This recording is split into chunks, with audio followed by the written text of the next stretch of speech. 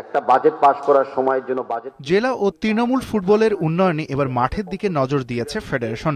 বফুফের বর্তমান কমিটি ৮ মাস পূর্তি উপলক্ষে তাদের অতীতের কাজ জানানোর দিনে সংবাদ মাধ্যমের সামনে উপস্থান করেছিল আগামী ৬ মাসের পরিকল্পনা, যেখানে সভাপতি তাবিত আউয়াল বলেছিলেন ৬টি মাঠের প্রয়োজনীয়তার কথা। যে আমাদেরকে যেন ৬টা স্টেডিয়াম আর একটু উন্নত মান ডেভেলপ করে দেওয়া হয়। ঢাকা স্টেডিয়াম যেরকম রেনোভেশন করেছে এরকম আরো ৬টা যেন করে দেওয়া হয়।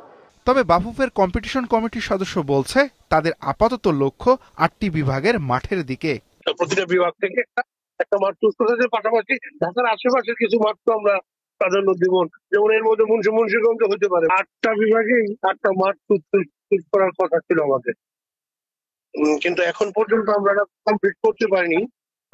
আমাদের ধারণায় বেশ কিছু মাঠ আছে। ফেডারেশন জাতীয় স্টেডিয়ামে 2টি আন্তর্জাতিক ম্যাচ আয়োজন করলেও এখনই আর কোনো টুর্নামেন্ট করতে পারছে না তারা, কারণ ঘাস পরিবর্তনের জন্য আবারও ৩ মাসের জন্য এই মাঠ নিয়ে নিয়েছে জাতীয় ক্রীড়া পরিষদ।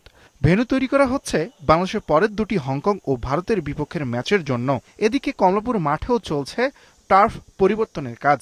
আর চুক্তি অনুযায়ী বাফুফের কাছে আছে একমাত্র চট্টগ্রামের এম এ আজিজ স্টেডিয়াম। এছাড়া অন্যান্য জেলা স্টেডিয়ামে লিগের খেলা আয়োজন করলেও সেগুলোতে দরকার সংস্কার।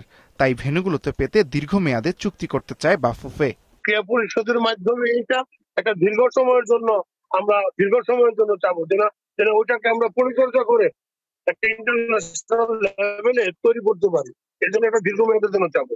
তবে এখনো গ্রাউন্ডস কমিটি তৈরি করতে পারেনি ফেডারেশনের কর্তা ব্যক্তিরা।